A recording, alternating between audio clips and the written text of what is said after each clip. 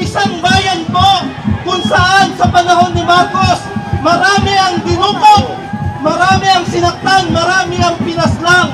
Ang panawagan po ng sambayanan ngayon ay hindi isang pagbubunyi, hindi isang paghahabol para sa paglilibing sa isang diktador sa libingan ng mga bayani. Ang hinahanap po natin mga kapatid ngayon at ipinapakiusap na maintindihan ng mga kababayan natin ay ang katarungan na hanggang ngayon ay hindi nakakamtan ng maraming biktima ng diktadurya, ng napakaraming ama at ina na patuloy na naghahanap ngayon ng kanilang anak, ng maraming anak na hanggang ngayon umiiyak dahil nawawala ang kanilang ama at ina.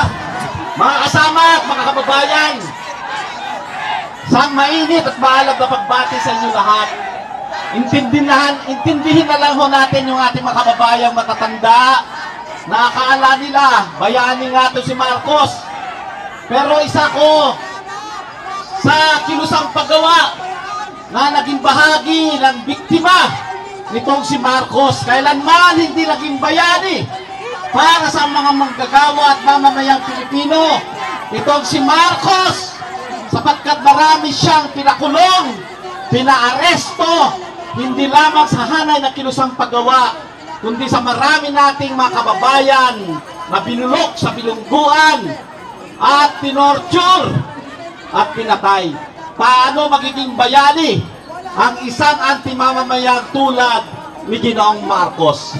Marahil mas akma na lamang na iwanag sa batak itong si Marcos, panatiliin sa kanyang musilyo, sapagkat para sa maraming mamayang Pilipino, isang taksil at hindi bayani si Ginoong Marcos.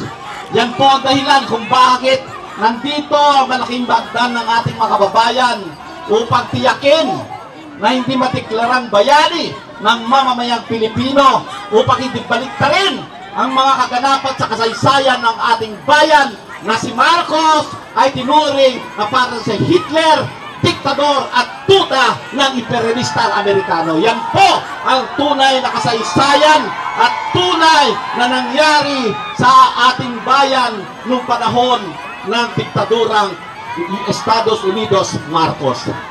Marcos is no hero. Marcos was a tyrant. Anumang parangal, hindi dapat bigyan.